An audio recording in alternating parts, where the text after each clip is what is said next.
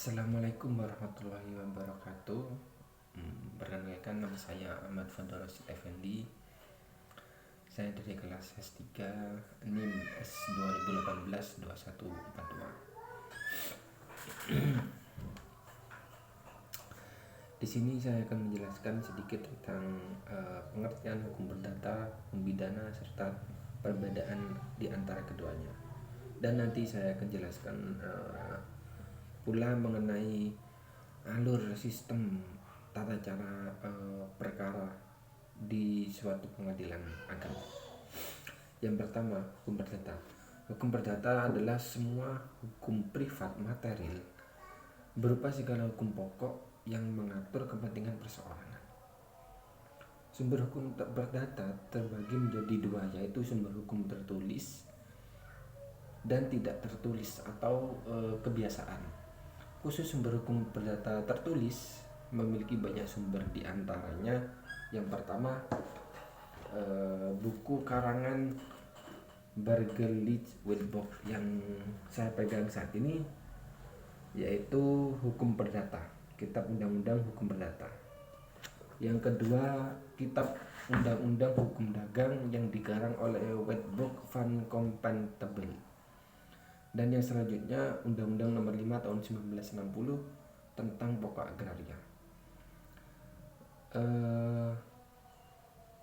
Sedangkan hukum pidana yaitu hukum yang mengatur tentang perintah dan larangan masyarakat dalam kegiatannya sebagai warga negara yang dibuat oleh lembaga negara berwenang serta memiliki sanksi kuat bagi siapapun yang melanggarnya. Terdapat beberapa sumber dari hukum pidana yang berlaku di Indonesia, di antaranya yang pertama KUHP, Kitab Undang Hukum Pidana, merupakan sumber utama hukum pidana di Indonesia. Sebagai yang tadi juga sudah disebutkan, KUHP yang dapat menjadi sumber lahirnya hukum pidana adalah pada KUHP mengenai ketentuan umum, KUHP tentang kejahatan, dan KUHP tentang pelanggaran. Yang selanjutnya sumber hukum pidana yaitu yang kedua, undang-undang di luar KUHP. Undang-undang ini memuat aturan-aturan untuk tindakan pidana khusus seperti pemberantasan tindak pidana korupsi, kekerasan dalam rumah tangga, narkotika, dan lain sebagainya. Yang ketiga, ada sumber hukum pidana yaitu hukum adat atau kebiasaan. Pada daerah tertentu, untuk perbuatan-perbuatan yang tidak tercantum dalam peraturan tertulis seperti KUHP atau undang-undang lainnya, keberadaan hukum pidana adat di suatu daerah masih tetap berlaku. Ada di beberapa daerah masih berlaku hukum adat. Selanjutnya, perbedaan hukum pidana dan hukum perdata. Pada dasarnya, hukum pidana bertujuan untuk melindungi kepentingan umum, misalnya yang diatur dalam Kitab Undang-Undang Hukum Pidana atau KUHP, yang memiliki implikasi secara langsung pada masyarakat secara luas, di mana apabila suatu tindakan pidana yang dilakukan berdampak buruk kepada keamanan, ketentraman, kesejahteraan, dan ketertiban di masyarakat. Hukum pidana sendiri bersifat sebagai ultimatum remedium, upaya terakhir untuk menyelesaikan suatu perkara. Karenanya terdapat sanksi yang memaksa yang apabila peraturannya dilanggar, yang berdampak dijatuhinya pidana pada si pelaku. Penjelasan selanjutnya tentang remedium dapat Anda simak di arti ultimatum remedium. Berbeda dengan hukum pidana, hukum perdata sendiri bersifat privat atau perseorangan yang menitik beratkan dalam mengatur mengenal hubungan antara orang perorangan. Dengan kata lain, menitik beratkan kepada kepentingan perseorangan.